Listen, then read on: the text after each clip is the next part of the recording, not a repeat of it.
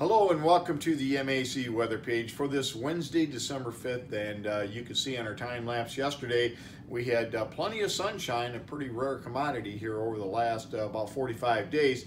Well, for today, we'll see more in the way of clouds, snow showers, especially across the western areas where they could see a couple of inches of snow. I think for much of the MAC area, just trace amounts to perhaps some isolated 1-inch amounts. But again, this will not be a big deal and will continue cold. And with this cold temperature and still several farmers with lots of corn and soybeans out in the field will be open here in the Breckenridge location till 6 o'clock tonight, tomorrow, and Friday night. And hopefully we can wrap up at least a few more customers by then. As far as our normal high is 36, the normal low now down to 22 degrees. And yesterday we had a high around freezing at 32 and a low of 24, no precipitation. And we're still running about 4 degrees above normal for the month of December so far, but we'll see those numbers go down here over the next 5 days. And then we'll see a nice warming trend, I think, as we get into later next week.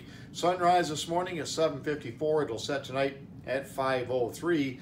And if we look at the next chart, you can see this is the percentage of precipitation here basically throughout the spring and summer of the growing season, averaging about 100 to 150% of the normal here across much of mid-Michigan from around Grand Rapids up towards Oscoda, Alpena, and some areas around 150 to 200%.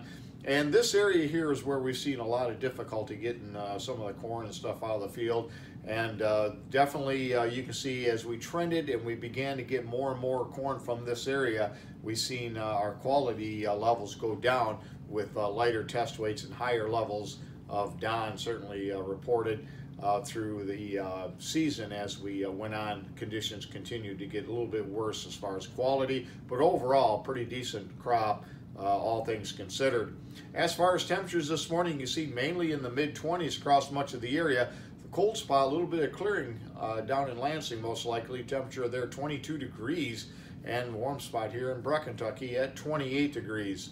And if we look at the satellite view this morning, you can see 1 weak disturbance moving through. You can see much of the enhanced cloud cover off into the snow belt areas of northwest lower Michigan and in the eastern UP. But we do got a pretty good amount of snow showers here as it develop across much of the western half of the state. And again, we'll see snow showers spread inland throughout the areas. Another system coming down will bring a reinforcing shot of the cold air that'll last into early next week.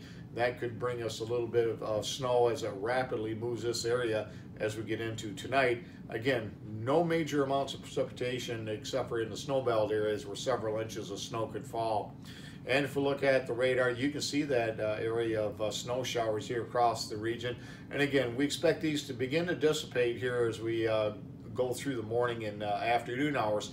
But again, that system coming in from the Dakotas and Minnesota will be spreading some more snow showers into the area tonight. So I think most areas will see at least a dusting across the MAC and LAC areas. And again, the lake effect areas will see a little bit more than that.